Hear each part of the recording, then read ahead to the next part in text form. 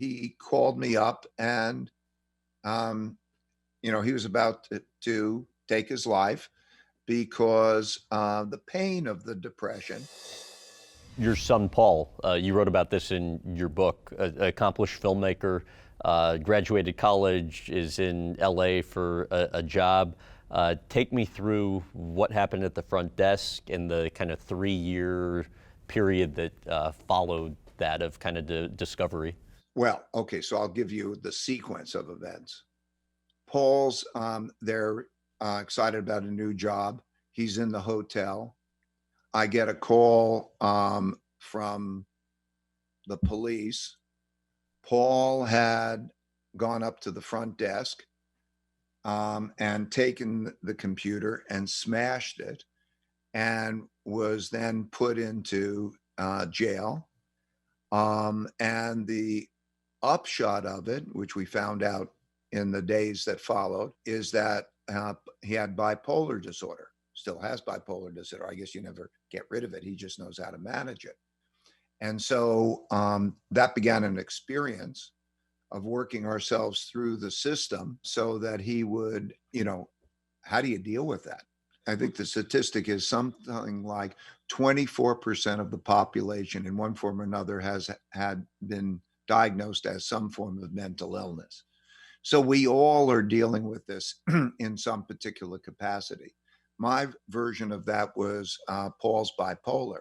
Really happy to say that Paul is one of the most together people, as well as one of the most creative people that I know. He's got a wonderful wife and 2 grandsons that he's given me. The family is wonderful. He's creative.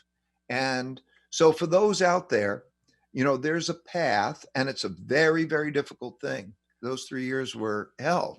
At one point, he called me up and, he was about to take his life because the pain of the depression was just so great. And he wanted to, say goodbye, say, you've been a good dad and so on. And then I said, well, I've got to give you a hug. So, wait for me and I'm going to come there and I'll give you a hug and so on. And I was able to talk him out of it. Ray had told Paul, anytime you feel the urge to hurt yourself, kill yourself, whatever, call me.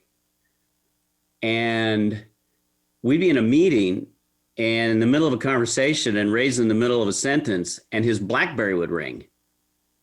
And he would say, excuse me, I have to get this. And he would walk outside the door, and it's Paul.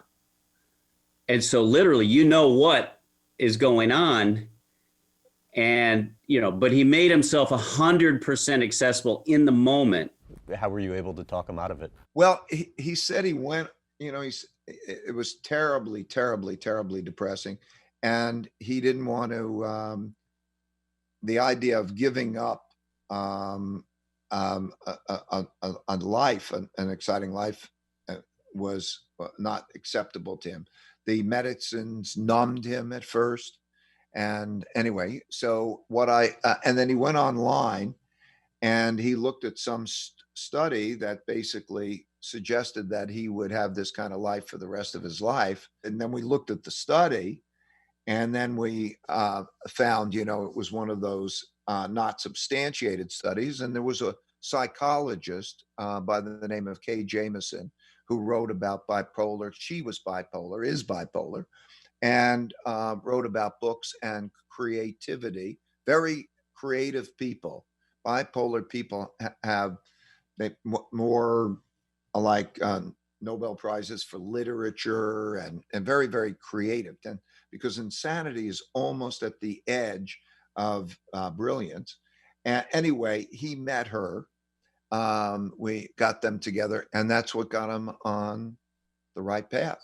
There's his film, by the way, Touched with Fire. It's on Amazon Prime, I think, and it'll take you through the experience and what it's like. Katie Holmes is one of the stars of it, and there's actually a scene in there where I think it's based on a real life interaction between the two of you, where he was having a manic episode and you're trying to reason with him. What do you remember from that? The person has got to want to be better. but that's very difficult because when you're going one way or crazy one way or another and so on, you're not rational. What happened was, so he's now on his own. He's a young man. I think he was probably 28 at the time, and he's living in an apartment, and he is going manic, and he's not working, and he needs to work. And then he didn't pay his electric bill, so, and his place is a mess. And so you'll see it in that early scene, what it was like, books all over, and then him doing all sorts of crazy things and so on. And that was what the interaction was like.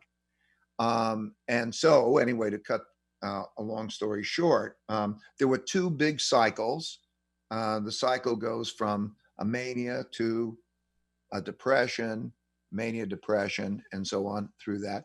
And the key is to be able, when you're in the middle and you're kind of reasonable, to be able to capture that and keep it reasonable and doing the right things, which we were able to do. He was able to do after a couple of those, but it required a big change in lifestyle, and he came to love his new lifestyle, and he's fabulous.